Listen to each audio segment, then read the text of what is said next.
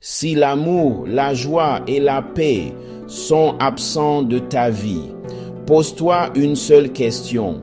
Est-ce que je marche vraiment par l'esprit? Parce que les fruits ne mentent pas. Ils sont la preuve que Dieu habite en toi. Pas de fruits, pas de racines. Parlons-en. Mes chers frères et sœurs en Christ, dans un monde rempli de religiosité vide, de belles paroles sans puissance et de foi sans preuve, Dieu nous a laissé un standard clair. Ce ne sont pas tes prières bruyantes, ni tes versets sur les réseaux sociaux, ni même ta présence à l'église. Ce sont les fruits qui prouvent ta connexion à l'esprit.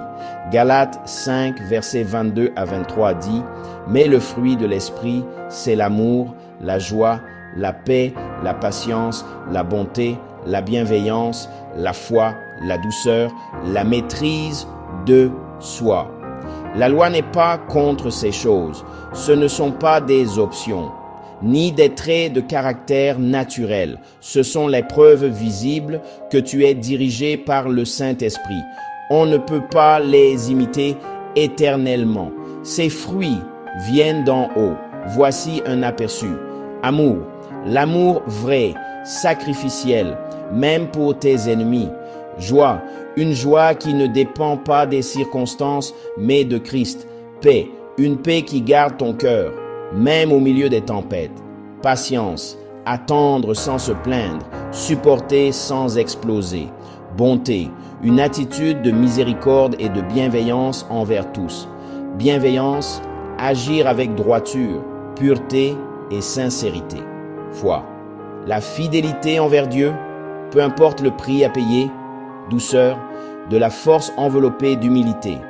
Maîtrise de soi, le contrôle de ta chair par l'esprit.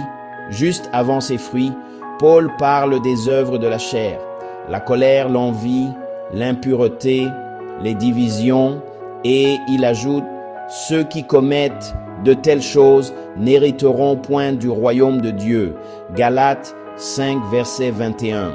C'est sérieux, on ne peut pas marcher selon la chair et produire le fruit de l'esprit. Les deux ne vont pas ensemble. Alors maintenant, pose-toi la question, quel fruit est-ce que je produis?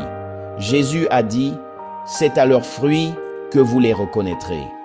Tu peux tromper les gens, mais tu ne peux pas tromper Dieu. Et si tu ne vois pas ces fruits dans ta vie, ce n'est pas trop tard. Repens-toi, abandonne-toi à Dieu, laisse le Saint-Esprit transformer ton cœur. Si ce message t'a parlé, ne pars pas sans réagir. Demande à Dieu maintenant de remplir ta vie de son esprit. Partage cette vidéo à quelqu'un qui a besoin de revoir son fruit. Et souviens-toi, pas de fruit, pas de communion, mais avec l'esprit vient la vraie transformation. Quel fruit de l'Esprit Dieu t'appelle-t-il à développer en ce moment? Dis-le-moi en commentaire et grandissons ensemble dans l'Esprit.